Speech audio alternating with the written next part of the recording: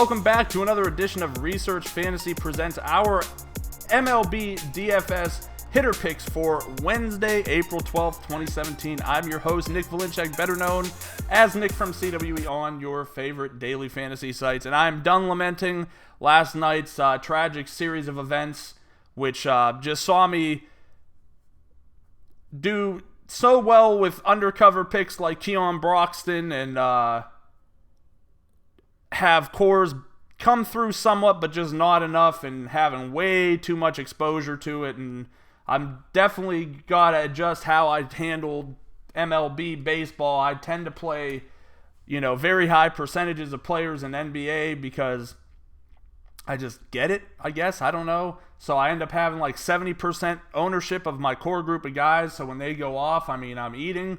And I ate last night in baseball and then gave it back or ate in basketball, gave it back in baseball. So I think I need to do a little tweaking today in how I approach it. But nonetheless, that's not your issue. That's mine. Let's get together and talk my three favorite hitters. Let's start out with Eric Thames, 2,500 on FanDuel, and he's low priced. I want to say 35 or 33 on DraftKings as well. Matchup here doesn't pop. Marcus Stroman, not a bad pitcher, not a fly ball pitcher, does allow some hard contact. So here's what I'm looking from the lefties of, Milwaukee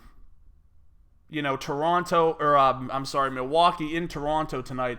I'm looking for them to make a lot of hard contact. I'm looking for them to do what I love to say about the Marlins, and for the most part, aside from Ozuna's enormous outing last night, they did, which was death by paper cut, which consists of lots of singles and doubles to the point where, guy gets a double, then guy gets a single, and the guy who got a double gets driven home, and then another guy hits a double, and that guy gets taken home. And look, these are professional baseball players. Marcus Stroman isn't Clayton Kershaw. We're not going to confuse him for that. I don't think this is a situation where you want to necessarily go home run hunting here.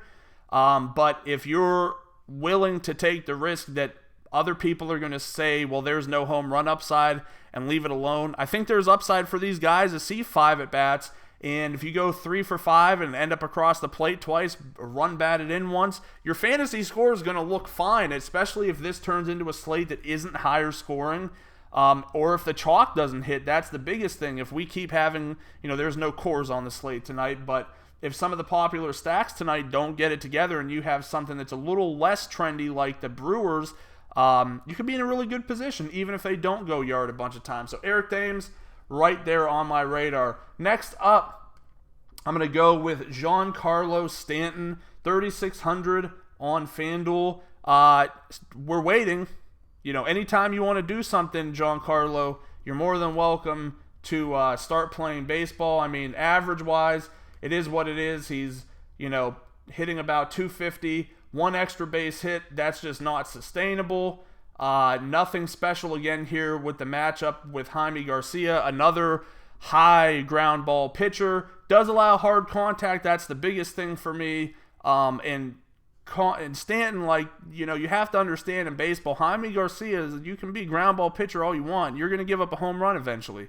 You're going to give up more than one home run eventually.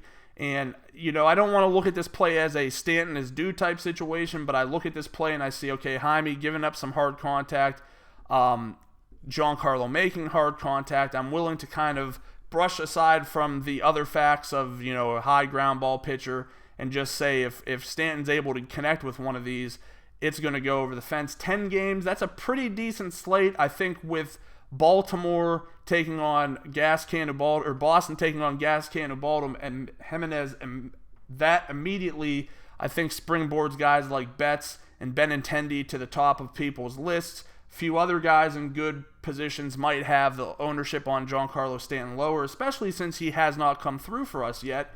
And I think he makes a nice tournament option. He's always got upside.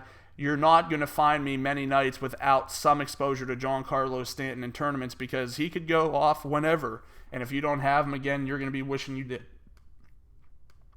All right, one game that I'm really high on and one offense that I'm really high on is the Arizona Diamondbacks. I'm a big fan of how everything sits for them tonight. against Matt Cain and the San Francisco Giants. So if we're spending over $4K, why not go to Paul Goldschmidt? Matt Cain just not doing well as a pitcher. AT&T Park, better for right-handed bats than lefts, I do believe. Cain giving up a big WOBA, high ball percent, fly ball percent, home run to fly ball. That's what high ball meant, home run to fly ball. And then hard hit. It's one of those situations where I'm going to have a ton of Arizona bats, and Goldschmidt is definitely one of my favorites. He's a great hitter, and he's been having a great start to the season. 303, 2 home runs, 5 RBIs. If you look at his fantasy totals, he's got 1 dud so far on the 10th. Other than that, he's posted at least 9 fantasy points per game. That gives him a solid floor for your cash games, and then those 25 and 30 point outings, great upside for your tournaments. Don't sleep on Paul Goldschmidt tonight. That'll wrap it up. My top 3 tournament hitters: Eric Thames, Giancarlo Stanton, Paul Goldschmidt. Thank you very much for joining today. Please hit subscribe to our YouTube channel below. Head over to researchfantasy.com. Sign up for our MLB mailing list. Like us on Facebook. Follow us on Twitter at Research and Win. And we'll see you again tomorrow.